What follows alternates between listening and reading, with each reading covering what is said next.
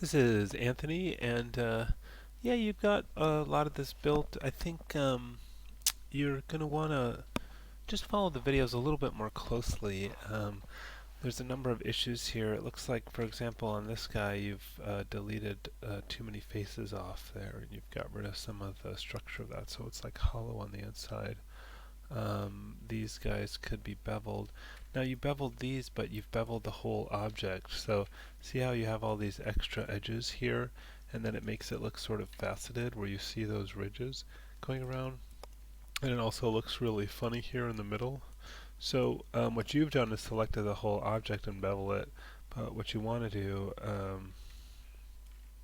like take this one for instance, um, just pretend this is the shoulder. Instead, I'll just select this edge, shift double click on this edge, control B for bevel, adjust the fraction in the segments, maybe not that many, but whatever, and then compare this, for example,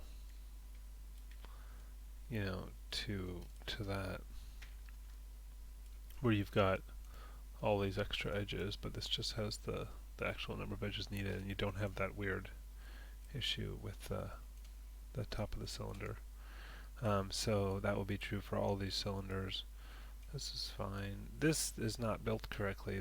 It wasn't. You weren't meant to add these cubes, and again, that was covered in the module. So I'd try and check that a little more closely. The idea was to increase the subdivision's width by the number we needed here, whatever that was. I can't remember. 7, 6, something like that. Anyways, and then take these faces 1, 2, 3, 4, 5, 6. Control E for extrude. Turn off keep faces together. Click on this. Scale that down a bit. Then, with those still selected, Control E again. Push them in. And then you can select the appropriate edges on this and bevel as well.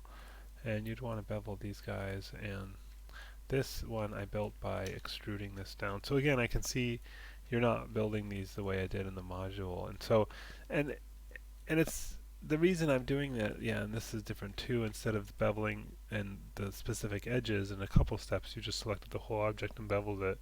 So just try to follow the stuff more closely, because it's not just about trying to finish the thing. It's about learning the specific tools and techniques that you could apply to a lot of different things besides the robot, but I'm using the robot to teach you specific things. And so if you start doing stuff in a different way, then you might miss some material. So I would take a step back on this and try to follow it a little more closely.